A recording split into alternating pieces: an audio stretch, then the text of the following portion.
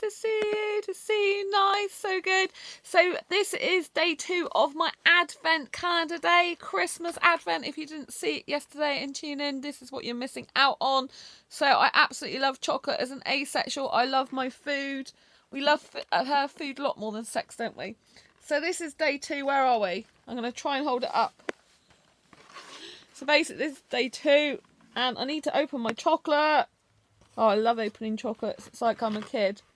So, in a minute, I'm going to talk to you about interview prep, because I went for an interview today, which is hence why I'm wearing this, like, wine-coloured jacket, which I sometimes wear to asexual meetups, actually. We're going to go for oh, sorry. I'm going to put you at an angle. No, can't do that, can I? I'm going to turn you around. Ready? So, yeah, I'm trying to open a number 2. Can you see that? I don't think you can see it. And I put it down a bit. Hooray! Now you can just see my hair. So I'm opening number 2 on the door. Yay! Let's see what it is. I love chocolate. I get so excited by this. This looks a bit naughty because you can't see what I'm doing. Hooray! Anyway. Oh, my chocolate's come out. What have I got today? Let's have a look. Hooray, I got this. What is it?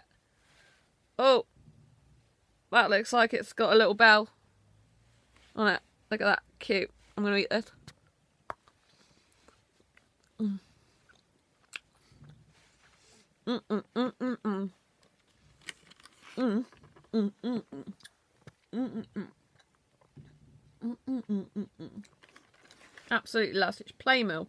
So if you got loads of allergies, this brand here is really good. No, it's not product placement because I'm not paid to say that. I'm not sponsored by them. I'm just telling you, it's lush, sugar-free, allergy-free chocolate. Mm. Absolutely gorgeous. Mm.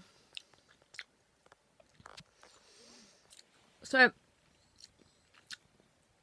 today I'm going to tell you how to plan for an interview.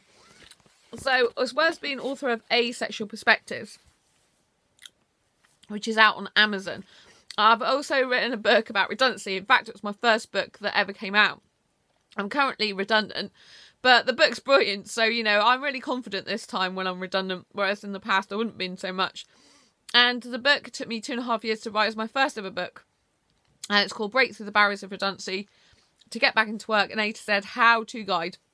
It combines 2 genres, which is an A to Z guide with a how-to book, and it's a complete all-in-one system for getting back into work, basically. It's really, really good. There's networking in there, marketing, CV and cover letters is one of the best sections ever, because it's writing a CV and cover letter to get you results, to get you an interview, basically, and I'm good at getting interviews. And I went for an interview today, and this is what I want to talk to you about. When you're prepping for an interview, it's so important. So you must very much make sure that you research the company, because 9 times out of 10 they will actually ask you questions about the company to know that you've researched them. Now, how did this go with me today? Well, I did some research. And I knew quite a lot of stuff, and the manager seemed quite impressed, but there was one major thing that I didn't pay attention to as much as I should, and that's naughty of me, but it was to do with who founded the company.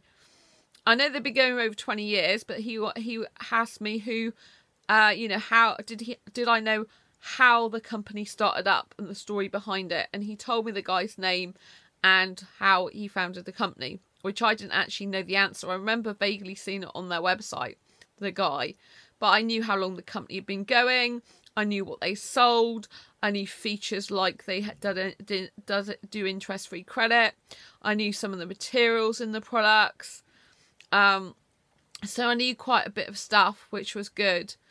I also got asked interview questions, such as, what did I get asked?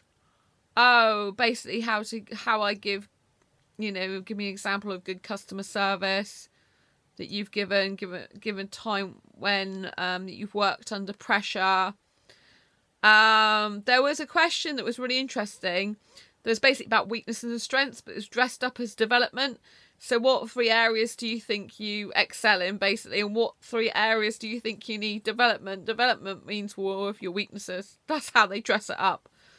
So you have to say something, because if you don't say anything, it's considered a weakness. I said the first one quite easily, and then I had to think of 2 others, so it took me a little bit of time. But I did come up with 2 others.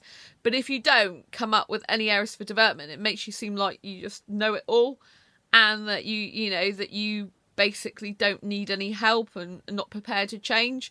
Oh, and one of the questions I got asked as well was about how I've adapted to a different and working environment, have had to make changes, you know, that have just literally happened to me. And I gave the same interview answer as I'd given before for another company, but the other company didn't like it, but he seemed to like it a lot. So these are some of the questions that you need to prepare for, because you might get asked in an interview. So always research the company, find out where they're located as well before you go for the interview. Try and find out the answers to questions of weaknesses and strengths. Also the answers to give me an example when you've given excellent customer service. Give me an example when you've worked under pressure. Give me an example when you've been forced to change your job. These are like reoccurring general questions that keep cropping up these days. So in order to prepare for it, I think it's really good if you can answer these questions in advance. It's really, really good. And sometimes they need 1 example. Sometimes they need more, which is kind of hard to work out. If I was saying the things I really excelled at in the interview, I brought targets with me that I'd achieved in the past. So if you've got any supporting evidence, if you say you're really good at getting targets, you need figures really to back that up, to give it more weight. So you can say that you can reach targets. You can, you know, say off the top of your head and stuff like that. But I actually had evidence, printed out sheets of my old company after I was made redundant. I printed them before I went. So if you ever are going to leave a job and you're like thinking I'm going to be made redundant, gather as much evidence as you are legally allowed to gather before you leave. So you've got evidence of the good job that you did. If you're being made redundant because you're being laid off due to company problems, not your own, which is what happened to me after 5 years. So this is really good. So, and I also got them to write me a reference, my old company, to say that it was nothing to do with my performance, why I was basically made redundant. In the USA, I think you call it laid off. So it's really important that you do that. And, you know, if you've got evidence and stuff, obviously, if you're just starting out, make sure you take some school certificates and certificates of achievement, you know, hobbies, interests. But if you've got quite a lot of experience behind you, then, you know, you can talk knowledgeable about your experience. And a lot of companies want you to work to targets, especially because I come from a retail background. I'm applying for retail jobs. They want to know that you can do the job and that you're going to smash the targets for them and get the money through the door. You know, sadly, we're just a number when we're working for an employer. That's why it's good to work for yourself. And I hope eventually one day I can work for myself from home in the future. At the moment, I'm busy doing stuff at home to do with my business stuff. But it's not making me much money because a lot of my websites were hacked, not the asexualise.com one, but that was offline. So 10 of my other websites were hacked, and I spent 2 weeks thoroughly researching how to put security on all of them so it doesn't happen again, how to create backups, and how to make my sites a lot more secure. So it's helpful. It's been a really good few weeks, and you know, I've done a lot more research into things. So it's been a, you know, a good challenge, as it were, and I've done quite a lot of training recently as well online, so I'm keeping myself busy. So if you are redundant, you know, make job seeking a full-time job, but also do courses online. Keep your brain active, keep your skills updated, and then you know, if you're keeping your skills updated, it's good for your mind. It makes you feel like you're living and doing something worthwhile and fulfilling. You know, and you're gaining more and more experience, which makes you feel good about yourself. Plus, it's great for when you go to a future job. Any skills you can acquire is absolutely fantastic. So I hope those tips for securing job interviews helped, and also that, you know, I mean, you know, more likely not even securing the job interview, but actually, you know, getting the job.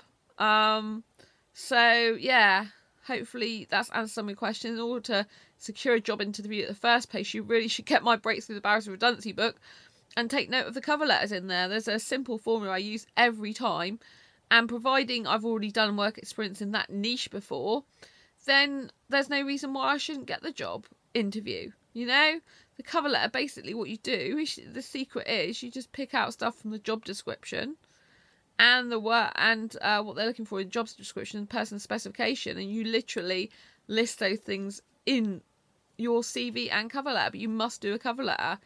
If you don't tend to get the job. And for this job I've just been to, this interview, I did a cover letter as well. And for 3 other jobs on the site, I did no cover letter. And guess what? I got the interview this time and didn't with the others. Because a cover letter is a key to getting that interview. And people don't realise that. They think it's all in the CV, but it's not. It's in the cover letter as well. You don't write a cover letter, it just looks like your CV's going out to anyone, everyone, and you can give a toss about the job. So that's a big secret. Anyway, if you like this video, if you found it helpful, give it a thumbs up. Please subscribe below. And don't forget to share this video with all your friends if they're looking for a job or if they just want to laugh at me opening the asexual calendar again. And until next time, embrace your quirky and each other's. Don't forget to subscribe and hit that bell button. And I will see you on the next video. Bye bye.